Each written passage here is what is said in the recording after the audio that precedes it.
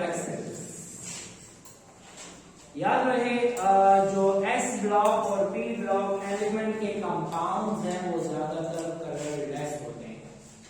आपने देखा होगा खाने का soda, baking soda, NaHCO3 sodium bicarbonate white होता है। इसी तरह sodium carbonate washing soda Na2CO3 ये भी जो है व्हाइट होता है। नमक जो है NaCl व्हाइट होता है। मैग्नीशियम ऑक्साइड व्हाइट होता है। पोटेशियम ऑक्साइड व्हाइट होता है। इसका मतलब ये हुआ कि ज्यादातर एस ब्लॉक और पी ब्लॉक एलिमेंट के कंपाउंड कलरलेस होते हैं, लेकिन ट्रांजिशन एलिमेंट के जो कंपाउंड है वो ज्यादातर कलर्ड होते हैं। अब ये कलर क्यों होते हैं? Due to the presence of D orbital. कौन सा ऑर्बिटल? D orbital. जितने एलिमेंट्स हैं जिनमें डी ऑर्बिटल में इलेक्ट्रॉन्स हैं वो कलर्ड होते हैं, ठीक है। और वो क्यों होते हैं वो मैं आपको पेपर करता हूं, ठीक है। पहली बात कि most of the compound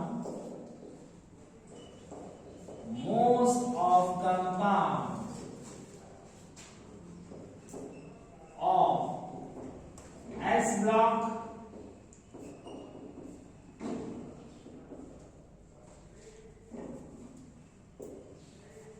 are colorless,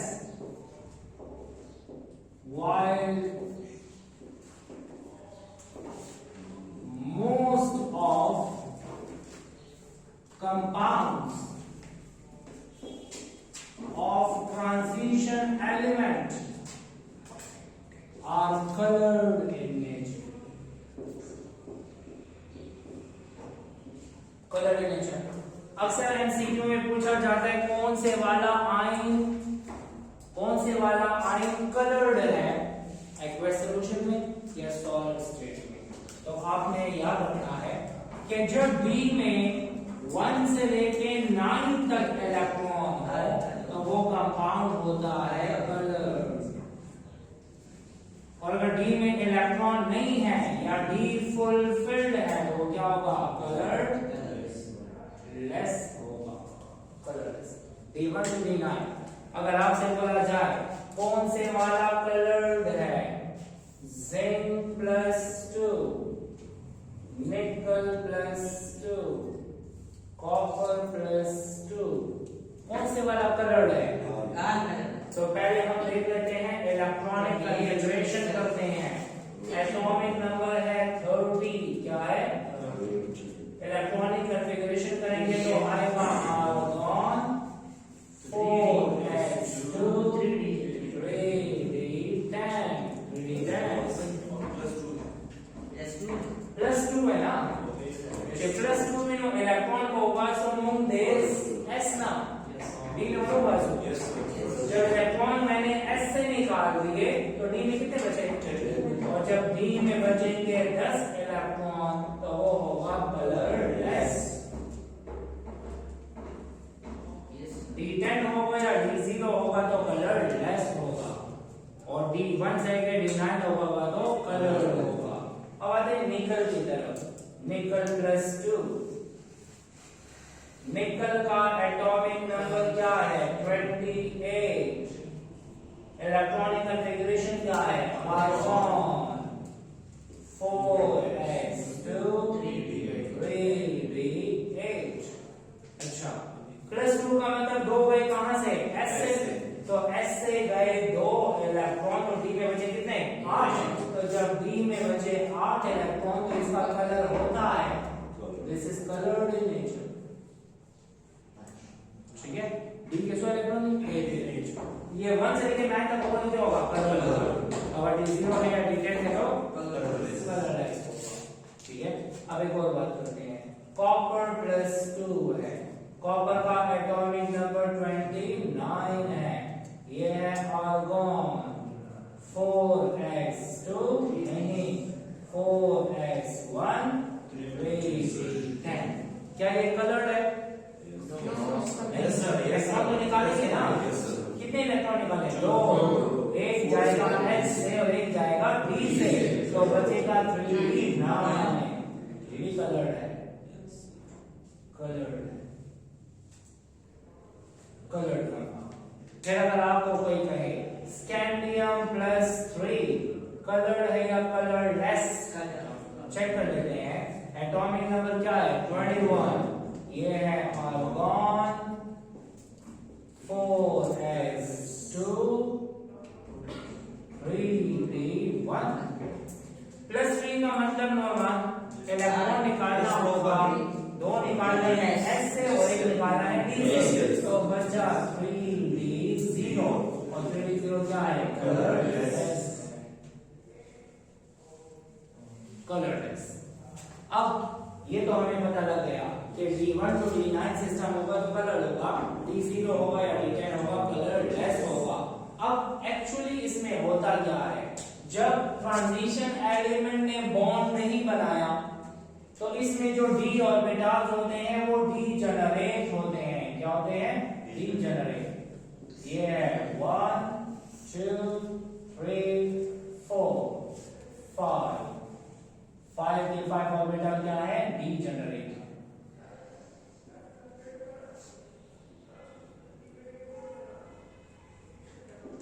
ये है 1 2 3 4 5। जिन ऑर्बिटल की एनर्जी एक जैसी होती है उनको डीजेनरेट ऑर्बिटल्स कहते हैं। जब बॉन्ड नहीं बना, जब कंपाउंड नहीं बना, तो इनके सारे के सारे डी ऑर्बिटल की एनर्जी एक जैसी होगी। लेकिन जब वो कंपाउंड बना देता है नॉर्मल, तो इनकी एनर्जी में डिफरेंस पैदा हो जाता है। और एनर्जी में डिफरेंस कैसे पैदा होता है? 3 की एनर्जी होती है कम और 2 की एनर्जी हो जाती है ज्यादा। ठीक है, आपने पढ़ा होगा ना मॉलिक्यूलर ऑर्बिटल थ्योरी के मुताबिक sigma orbital sigma star orbital, pi orbital pi star orbital. इसी तरह जब ट्रांजिशन एलिमेंट के कंपाउंड बनते हैं तो उसमें भी डी ऑर्बिटल डिवाइड होता है, और ऐसे डिवाइड होता है वो डिपेंड करता है। ऑक्टाहेड्रल में अलग डिवाइड होता है, टेट्राहेड्रल में अलग डिवाइड होता है। लेकिन आपको ज्यादा डिटेल की जरूरत नहीं है, फिलहाल आपने छोटी छोटी बातें याद रखनी है। ठीक है, डिवाइड हो गया और ऐसे डिवाइड हुआ कि 3 की एनर्जी हो गई कम और 2 की एनर्जी हो गई ज्यादा। इनको नाम देते हैं T2G ऑर्बिटल का। किसका? T2G। और इसको कहते हैं EG orbital. What is T2G? इसे कहते हैं ट्रिपली डीजेनरेट। मतलब इन तीनों की एनर्जी इससे कम है ना, लेकिन आपस में क्या है? सेम। और इसको बोला जाता है डबली डीजेनरेट। क्या बोलते हैं? डबली डीजेनरेट। अब सुने, जब ऑर्बिटल डिवाइड हो जाते हैं और डी में 1 से लेके 9 तक इलेक्ट्रॉन रह जाते हैं, D1 to D9, तो लेट्स सपोज इलेक्ट्रॉन है हमारे पास डी ऑर्बिटल। ये कौन सा ऑर्बिटल है? डी। और ये कौन सा है? डी। अच्छा, ये जो ऑर्बिटल्स हैं इनमें एनर्जी डिफरेंस कम है। एनर्जी डिफरेंस क्या है? कम। आएगी कौन सी लाइट? विजिबल। कौन सी लाइट आई? Visible. Violet, indigo, blue, green, yellow, orange, red. अब सुने, बात ऐसी है, ये आएगा 7 कलर्स आएंगे। अगर 7 के 7 हो गए रिफ्लेक्ट, तो हमें वो कंपाउंड व्हाइट नजर आएगा। क्या नजर आएगा? व्हाइट।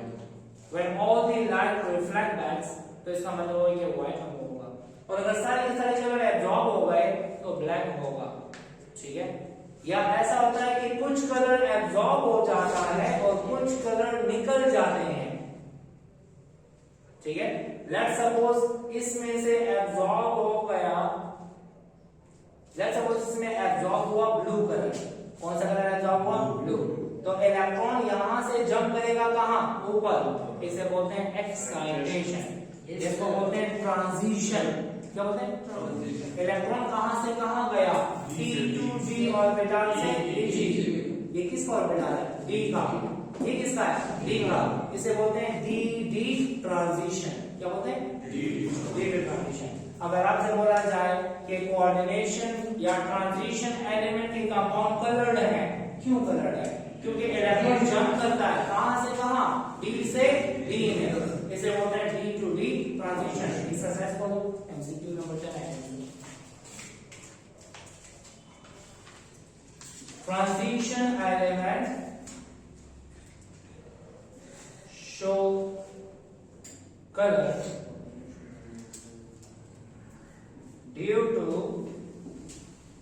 DD transition। कौन सी ट्रांजिशन है? DD transition. अच्छा MCQ कौन सा है? MCQ नंबर 12 है कॉपर प्लस 2 सॉल्ट। क्या लिखा है? Copper plus 2 salt is blue in colour. कौन सा कलर है? ब्लू।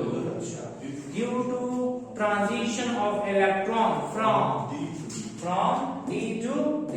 इलेक्ट्रॉन की ट्रांजिशन कहां से कहां होती है? D to D।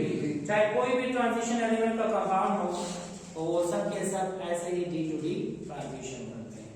ठीक है। एक और बात, एक कंपाउंड ने जो कलर एब्जॉर्ब किया, एक कंपाउंड ने जो कलर एब्जॉर्ब किया वो तो हो गया एब्जॉर्ब, और जो बकाया छोड़ दिया वो कलर होता है कंपाउंड का कलर, कंप्लीमेंट्री कलर। आपने सुना होगा फिजिक्स में जो कलर रिफ्लेक्ट होता है वो कलर हमें नजर आता है और वो कलर उस कंपाउंड का होता है। ठीक है। मैंने कहा कुछ कलर एब्जॉर्ब हुए और इलेक्ट्रॉन चला गया ऊपर, बाकी कलर रह गए वो निकल गए। ये जो कलर निकल गए इसको बोलते हैं कंप्लीमेंट्री कलर। कौन सा कलर? कंप्लीमेंट्री कलर,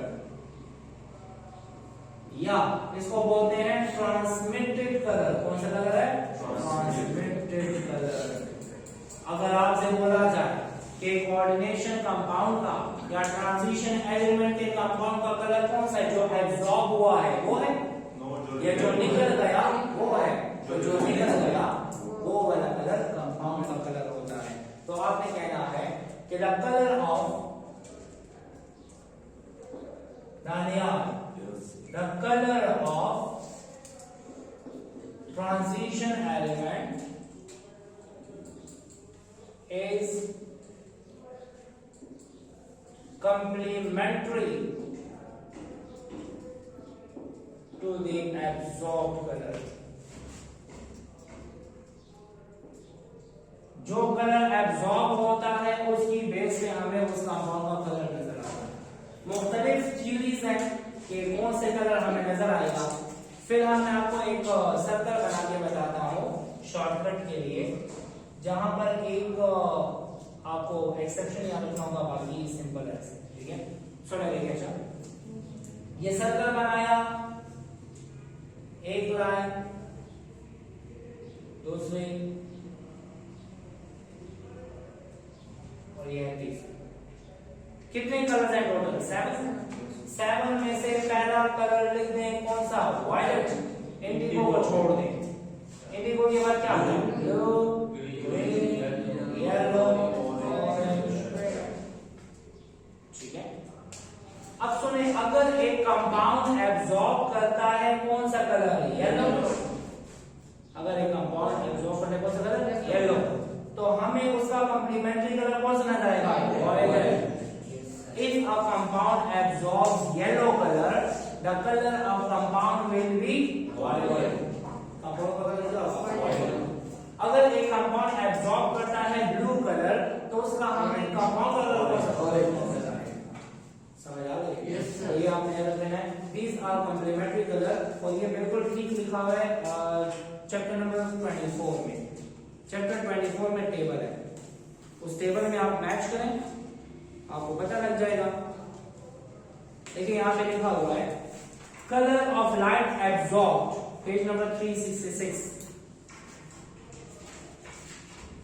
यहां पे लिखा हुआ है colour of light absorb, colour of light absorb.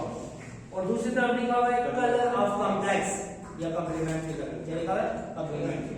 अब देखिए इसमें क्या है? बात से पहले नंबर पे वायलेट है। Yes sir. जब एब्जॉर्ब होगा वायलेट तो हमें कंपाउंड का कलर क्या नजर आएगा? येलो। राइट साइड देखो क्या लिखा हुआ है? येलो। अगर एब्जॉर्ब होगा वायलेट तो कंपाउंड का कलर येलो होगा। अगर एब्जॉर्ब होगा ब्लू तो इसका कॉम्प्लीमेंट्री क्या है? ऑरेंज। अगर एब्जॉर्ब किया ब्लू तो कंपाउंड का कलर ऑरेंज। ठीक है। और अगर रेड एब्जॉर्ब होगा तो ग्रीन है। अच्छा एक सेकंड, अच्छा रेड है, आखिरी वाले देखो रेड, यस सर, रेड के राइट पे क्या है, ग्रीन। अच्छा सुनो एक और बात है, अगर एक कंपाउंड एब्जॉर्ब करता है ब्लू ग्रीन, कौन सा, रेड ऑरेंज, हाँ तो रेड ऑरेंज नहीं, पहला ब्लू बोला तो ब्लू का ऑरेंज है और ग्रीन का रेड, तो बोलोगे ऑरेंज रेड, रेड ऑरेंज नहीं। अगर एक कंपाउंड एब्जॉर्ब करता है ग्रीन ब्लू कलर तो क्या होगा, रेड ऑरेंज होगा। समझ आ रही, यस सर, क्या हो तीनों कलर, इंडिगो नहीं होता असल में, इंडिगो और वो ब्लू तकरीबन नहीं कह सकते, ठीक है। फिलहाल आपको इतना ही याद है कि काफी पूरा टेबल आपको याद रखेगा, ठीक है। लेट्स सपोज अगर आपको कोई कहता है कि एक कंपाउंड ने एब्जॉर्ब किया है violet and blue colour, yellow orange, तो येलो ऑरेंज होगा, ठीक है। तो इसको बोलते हैं कॉम्प्लीमेंट्री कलर। तो दानियाल यस, कहते हैं लोग कि दो किस्म के फिनोमिना हो सकते हैं, कंपाउंड का कलर वो हो सकता है जो कि कॉम्प्लीमेंट्री होता है, क्या होता है, कॉम्प्लीमेंट्री। यो कलर को एब्जॉर्ब की अबल कलर को मिलता जाके कॉम्प्लीमेंट्री कलर रखता है, या तो ऐसा होगा कि बाकी सारे कलर एब्जॉर्ब करेगा, ब्लू को करेगा रिफ्लेक्ट, क्या करेगा, ब्लू को करेगा रिफ्लेक्ट, तो हमें कंपाउंड का कलर क्या नजर आएगा, ब्लू नजर आएगा। तो दो फिनोमिना है, a compound may absorb all the other six color and reflect one of them, तो जो रिफ्लेक्ट हुआ वो उसका complementary colour. when a compound absorb all the color तो कंपाउंड हमें नजर आएगा red, and when a compound reflect all the color that will appears white, सही है। और स्टार से कम दिन है ना, स्टार नो टू कलर एब्जॉर्ब की होता, ब्लू कलर रिफ्लेक्ट की, ठीक है। और मेरा जो है ना ग्रीन रिफ्लेक्ट हो रहा है, ठीक है।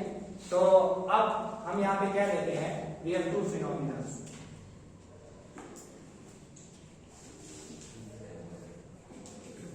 color of compound may be complementary to the absorbed color, or if a compound absorbs all the color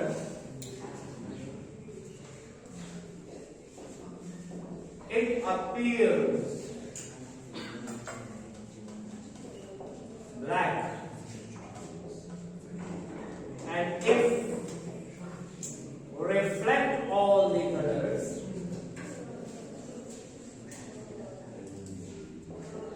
it appears white. Sometimes color of complex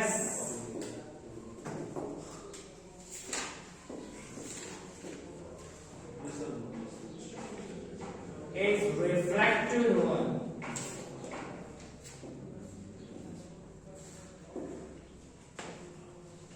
compound का कलर वो भी हो सकता है जो रिफ्लेक्ट करता है, और कंपाउंड का कलर वो भी हो सकता है जो एब्जॉर्ब करके उसका प्रभाव है,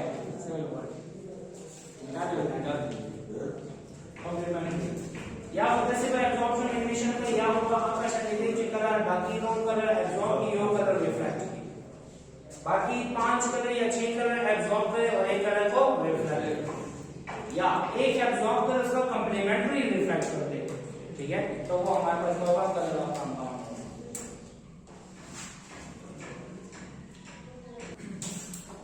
इलेक्ट्रॉनिक कॉन्फ़िगरेशन, हमारे पास ट्रांजिशन एलिमेंट में हम फर्स्ट ट्रांजिशन सीख सकते हैं, स्कैंडियम है, गैलियम है, germanium, chromium, magnesium, iron, cobalt, निकल, कॉपर, ये है हमारे पास ट्रांजिशन एलिमेंट की फर्स्ट फेज। इसका एटॉमिक नंबर 21 है,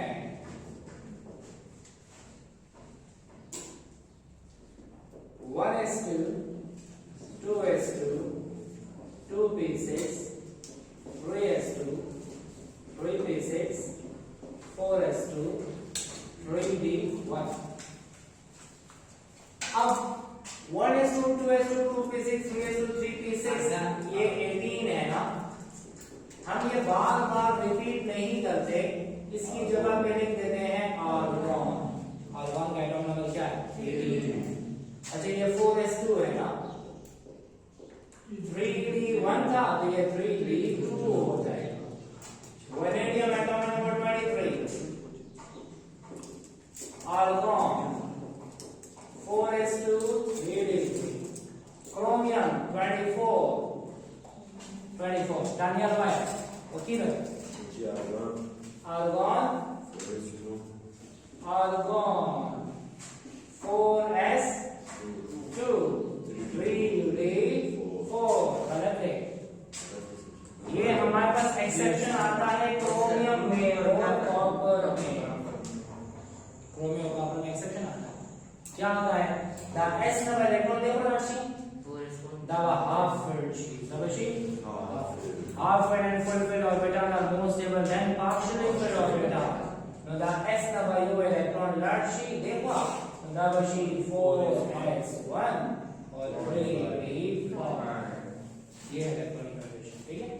अच्छा मैंगनीज है 25, ये वो आर्गन 4s2 3d5, फिर 26 ये है आर्गन 4s2 3d6, फिर है cobalt 27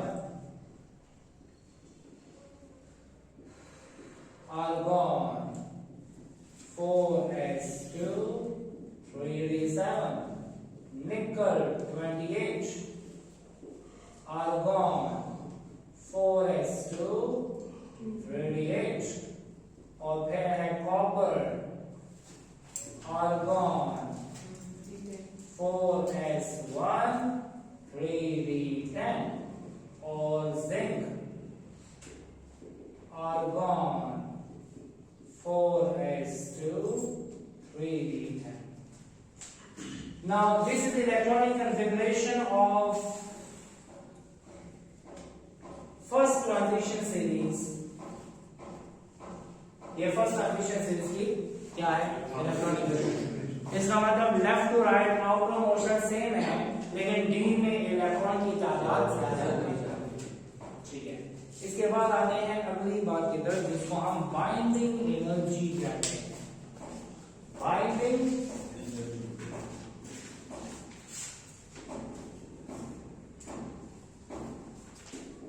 energy, what is binding energy? नाम से जाहिर है बाइंड जो हुआ है उसको अलग करना है। The amount of energy required to disassemble the particles, particles को डिसअसेंबल करते, डिसअसेंबल मतलब जो अरेंज है उसको अलग कर दे। So the amount of energy required to separate the particles from one another is called as binding energy. Binding energy मुख्तलिफ किस्म की होती है। Binding energy electronic binding energy होती है, एटॉमिक बाइंडिंग एनर्जी होती है, न्यूक्लियर बाइंडिंग एनर्जी होती है, ठीक है, और बॉन्ड एनर्जी भी होती है, ठीक है। तो ये हमारे को मुख्तलिफ किस्म की है लेकिन हमारा काम यहाँ पर बॉन्ड एनर्जी के साथ है। द स्कैंडियम से रकम मान जोड़े मेटालिक बॉन्ड है, स्कैंडियम मेटल है, उससे द स्कैंडियम की ओपन सेपरेट को देर हमारे चीजों में एनर्जी पकार हुई अब एनर्जी का बाइंडिंग एनर्जी बढ़ी, ठीक है। अच्छा देखें स्कैंडियम के 3 इलेक्ट्रॉन इन्वॉल्व हैं, टाइटेनियम के 4 इन्वॉल्व हैं, वेनेडियम के 5 इन्वॉल्व हैं, इसका मतलब बॉन्ड की एनर्जी ऐसा ज्यादा होती जाएगी। हम यहाँ देख लेते हैं, पहले डेफिनेशन करते हैं। The amount of energy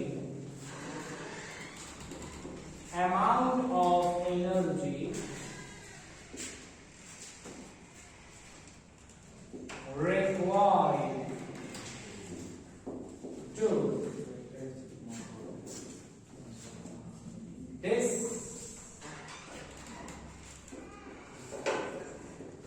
disassemble or to separate the particles from one another,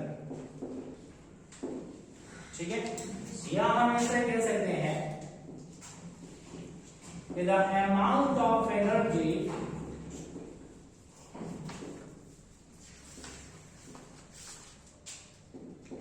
to break metallic bond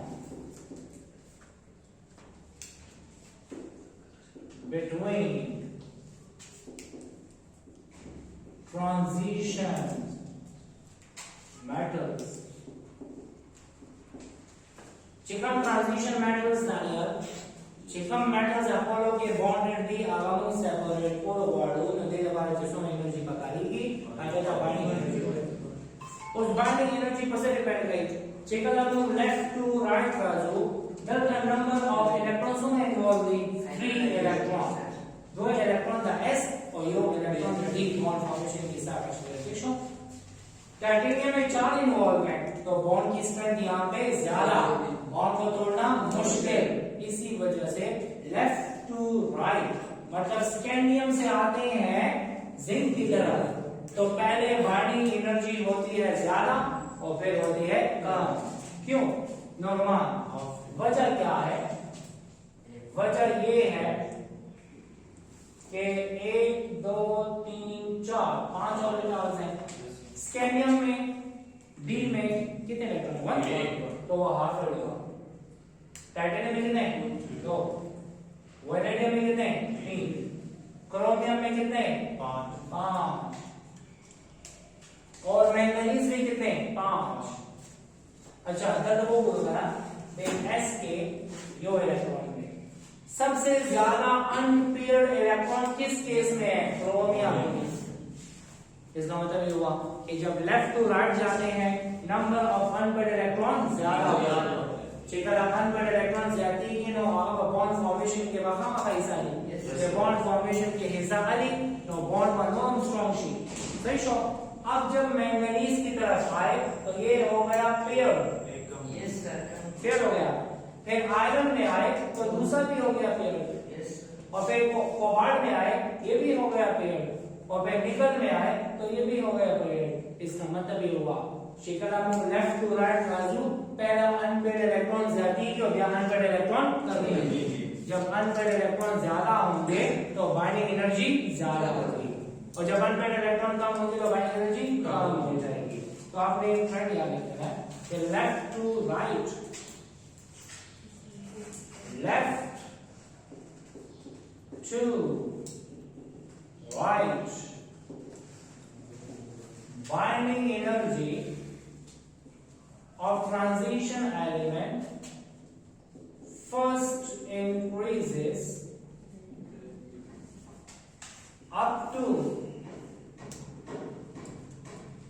group 5b and 6b and then decreases up to group 2b इसका मतलब ये हुआ कि लेफ्ट राइट बाइंडिंग एनर्जी ज्यादा होती है और फिर कम होती है क्यों क्योंकि पहले number of unpaired electrons because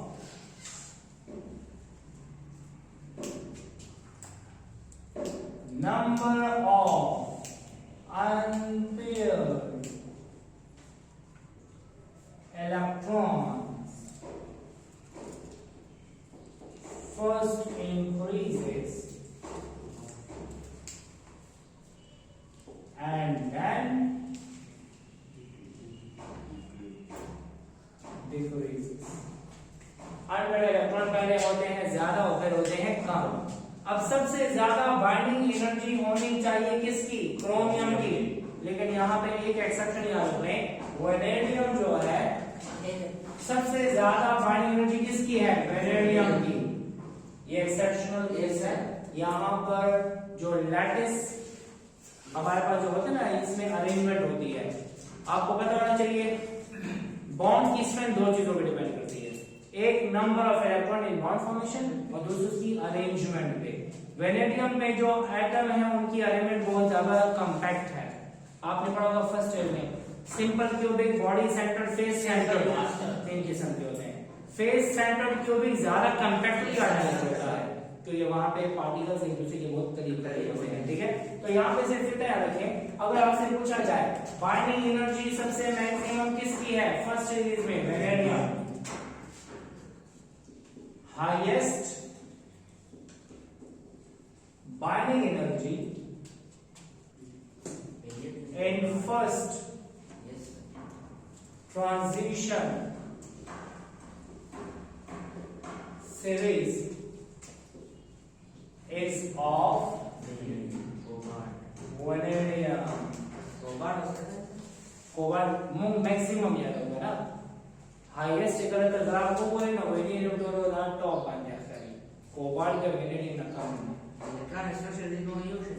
the चावल हो जियो शांति दीदी का असल में बात ऐसी है, कोबाल्ट डाली ना डाले कोबाल्ट में कितने हैं 7 है, उधर इलेक्ट्रॉन दत्ता को पता नहीं करा इलेक्ट्रॉन वातम क्लीशी दत्तम क्लीशी जगह आ इलेक्ट्रॉन बॉन्ड फॉर्मेशन के पास आ रिलेशन न गए ऐसा सही शो असल के दा इलेक्ट्रॉन परमानेंट दत्त है ना, इलेक्ट्रॉन इधर से इधर भी जा सकते हैं, इधर भी जा सकते हैं, इधर भी जा सकता है, इलेक्ट्रॉन शिफ्टिंग की वेनेडियम को कोबाल्ट की रोशन के बिहेवियर में शो करें मैग्नेटाइजेशन की सही ना, मैग्नेटाइजेशन की रोशन के आप उन्हें कंट्रोल करें। अच्छा सुने तो सबसे मैक्सिमम बाइंडिंग एनर्जी किसकी है Ahmad,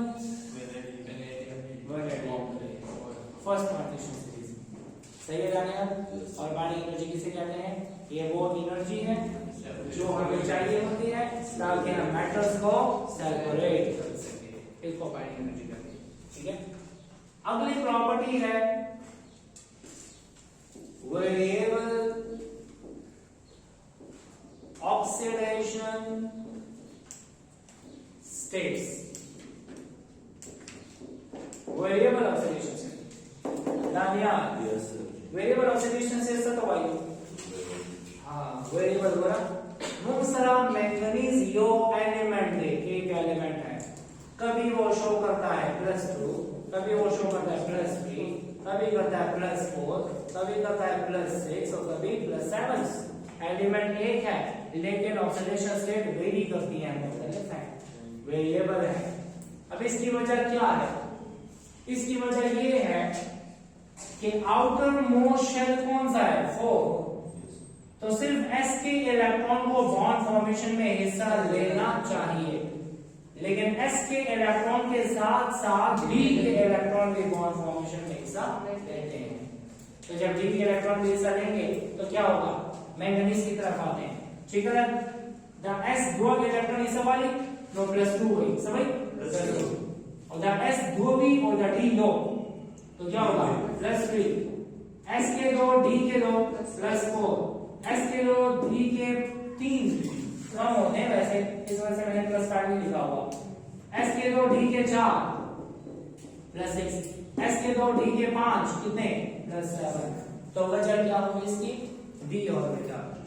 While transition element have greater binding energy due to the involvement of d electron, come electron, while transition element show variable oxidation state due to the involvement of d electron, while transition element show catalytic behavior due to the presence of d orbital, doctor ये खबर इसी चलते सी d orbital, ठीक है। तो मैं यहाँ पे लिख देता हूँ कि transition element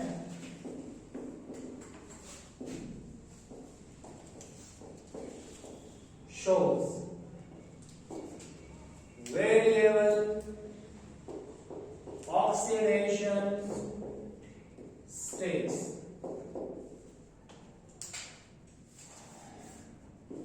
because electrons of n-1d orbital also take part in bond formation. Bond formation.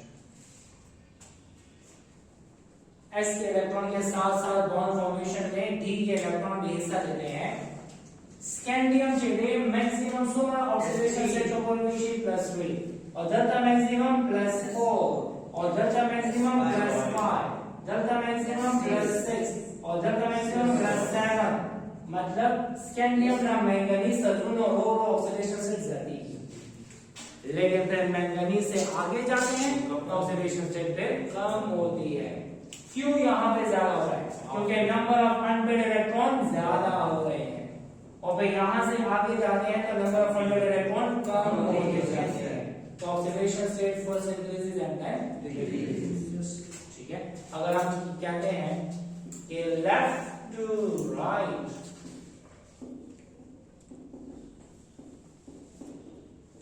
oxidation state first increases from scandium to manganese and then decreases from manganese to zinc, copper and zinc।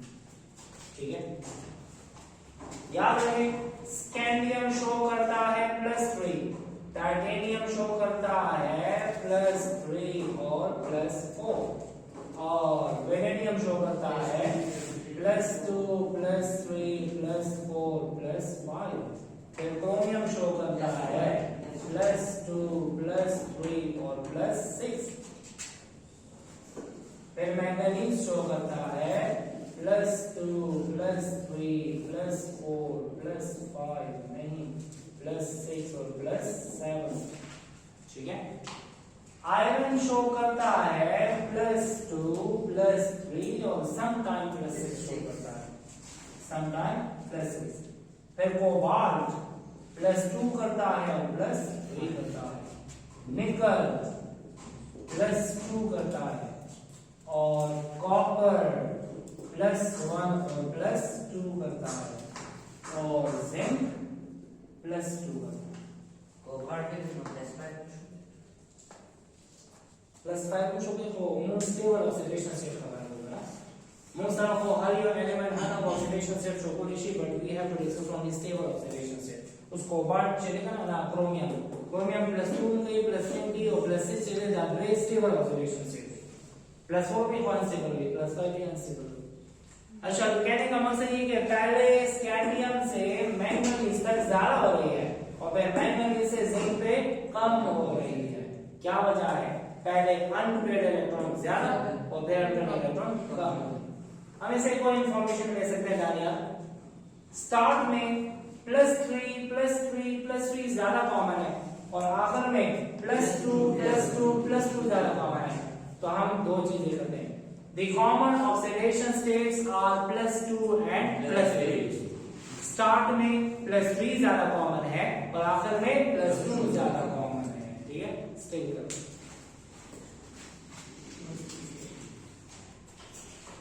Transition element की ये property है कि वो ज्यादातर इस्तेमाल होता है as a catalyst. अब ये एज अ कैटलिस्ट क्यों बिहेव करता है? क्योंकि इसमें मौजूद होता है d ऑर्बिटल, कौन सा ऑर्बिटल?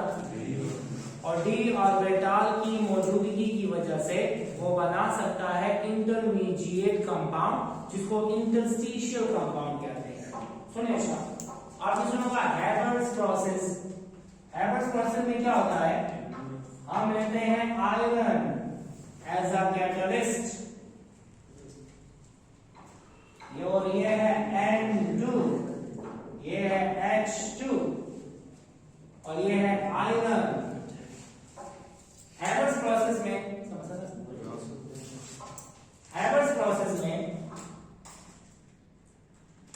आयरन को हम इस्तेमाल करते हैं एज अ कैटलिस्ट। आयरन की सरफेस पे जाके वो अटैच हो जाता है नाइट्रोजन, और जब सरफेस पे अटैच हो जाता है इसको कहते हैं एडसॉर्प्शन। क्या कहते हैं? सरफेस पे अटैच होने को एडसॉर्प्शन कहते हैं। जब ये एडसॉर्ब हो जाता है तो फिर इसके पास है लोन पेयर।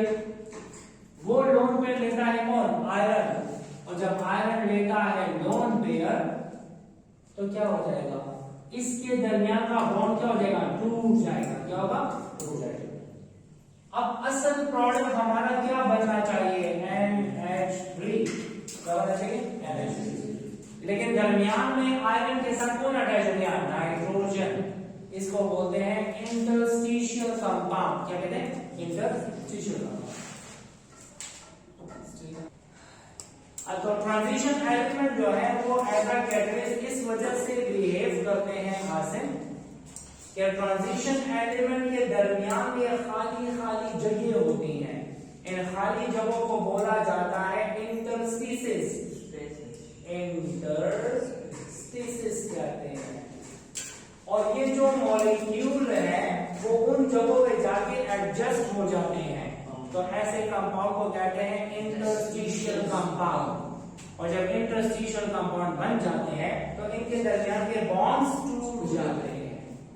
तो why transition element behaves as a catalyst, because transition metals have interstices where molecule adjust itself and form interstitial compound. और इंटरस्टिशियल कंपाउंड बनाने के बाद उनके दरमियान के बॉन्ड टूट जाते हैं और रिएक्शन कैटालाइज हो जाता है। अब इंटरस्टिशियल कंपाउंड बनाते क्यों हैं, क्योंकि इनमें भी ऑर्बिटल्स मौजूद होते हैं। ठीक है, तो हम यहां पे लिख देते हैं कि transition element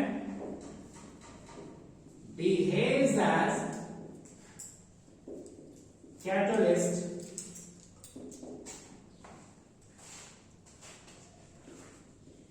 due to presence of vacant d orbital and they can form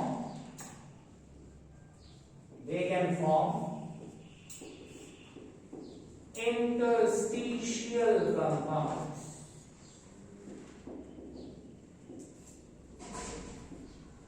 Interstitial compounds due to which reaction is catalyzed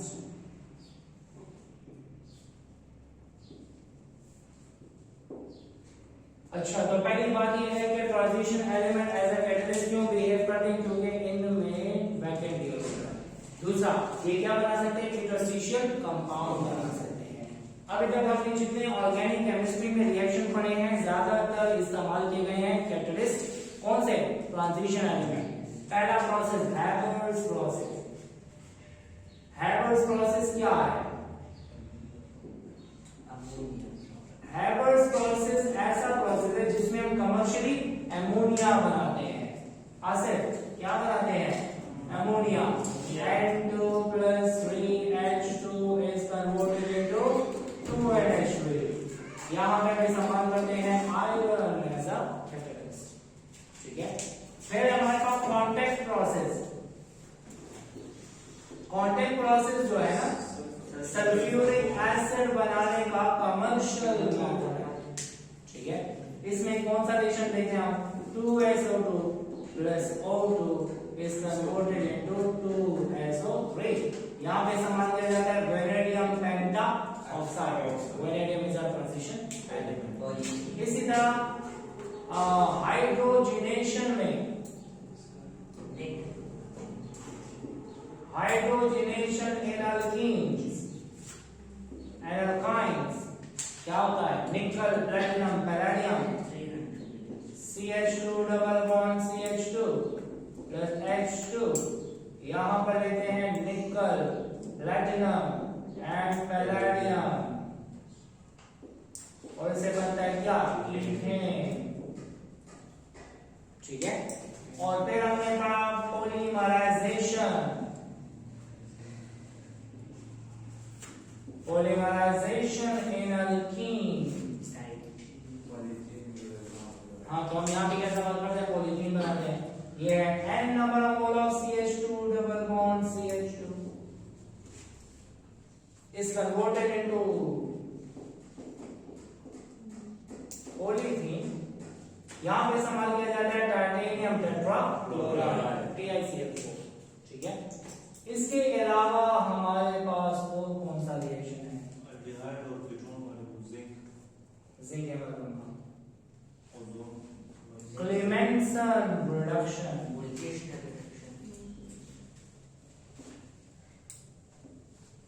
Clemmensen reduction में हम इस्तेमाल करते हैं जिंक एमोनियम। यस सर, ये है CH3 double bond O H plus 4 moles of H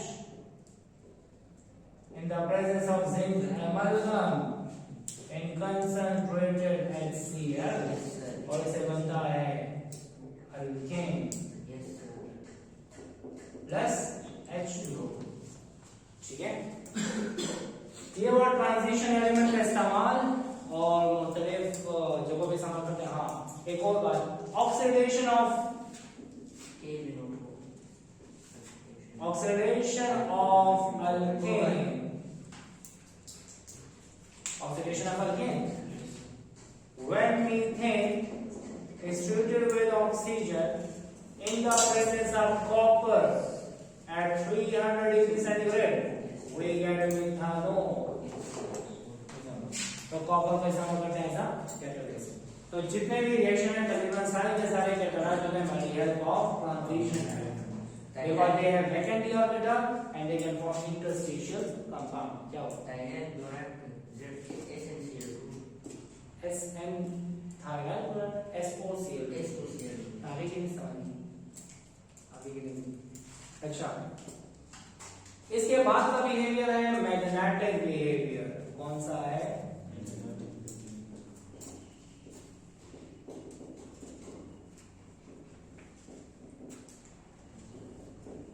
magnetic.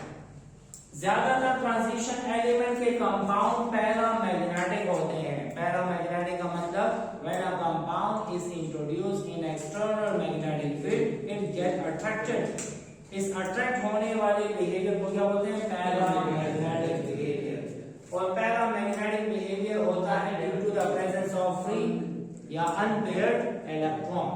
जेकरा unpaired electron मौजूद ही पयो कंपाउंड के नुआगा बसे paramagnetic.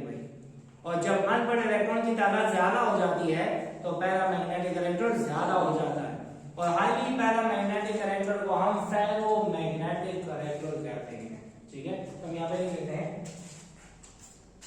Most of compounds, still बचे स्पेस वेरिएबल। अच्छा, तो मैंने ये लिख दिया कि ज्यादातर कंपाउंड ट्रांजिशन एलिमेंट के पैरामैग्नेटिक होते हैं क्योंकि उनमें अनपेयर्ड इलेक्ट्रॉन, और जिसमें अनपेयर्ड इलेक्ट्रॉन होता है वो अट्रैक्ट होता है towards external magnetic field.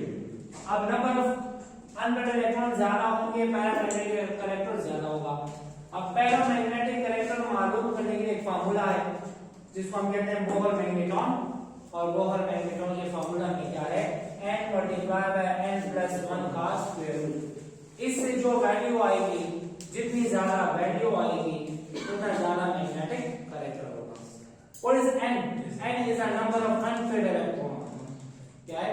Number of unpaired electron. जब एक अनपेयर्ड इलेक्ट्रॉन होगा तो 1 पुट करेंगे, 2 होगा तो 2 पुट करेंगे, नहीं होगा तो 0 पुट करेंगे। तो दी बोहर मैग्नेटॉन की वैल्यू 0 होगी तो कंपाउंड डायमैग्नेटिक होगा, ठीक है। Where n is the number of unpaired electron, ठीक है। अब एक और बात, हमारे पास मैंगनीज जो है +2 में और आयरन जो है +3 में है 3d5 सिस्टम। कौन सा सिस्टम है? मतलब मैंगनीज में 5 इलेक्ट्रॉन है 3 में, और आयरन +3 में 5 इलेक्ट्रॉन है, तो सबसे ज्यादा पैरामैग्नेटिक इलेक्ट्रॉन इन दोनों का है, और इनको हम परमानेंट मैग्नेट में कन्वर्ट कर सकते हैं। अब फ्रेंड्स में आता है कौन से वाले को परमानेंट मैग्नेट में कन्वर्ट कर सकते हैं? तो मैंगनीज +2 और आयरन +3 को। क्यों? मैंगनीज के इलेक्ट्रॉनिक कन्फर्मेशन करो तो 4s0 आएगा, 3d5 आएगा।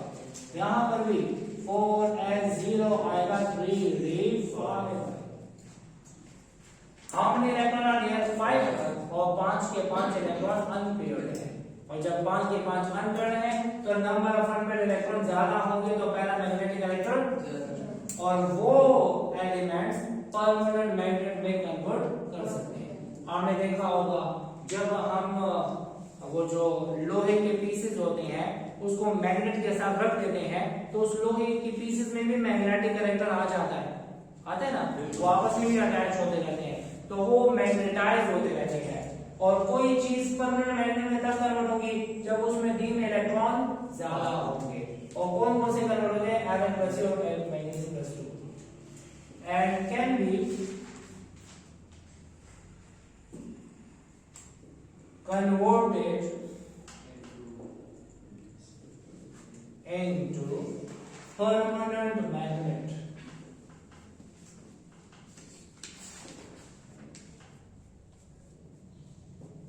अगर आपसे पूछा जाए कि कौन से वाले एलिमेंट या कौन से वाले आयन परमानेंट मैग्नेट में कन्वर्ट हो सकते हैं तो Fe+2 और नहीं Fe+3 और मैंगनीज प्लस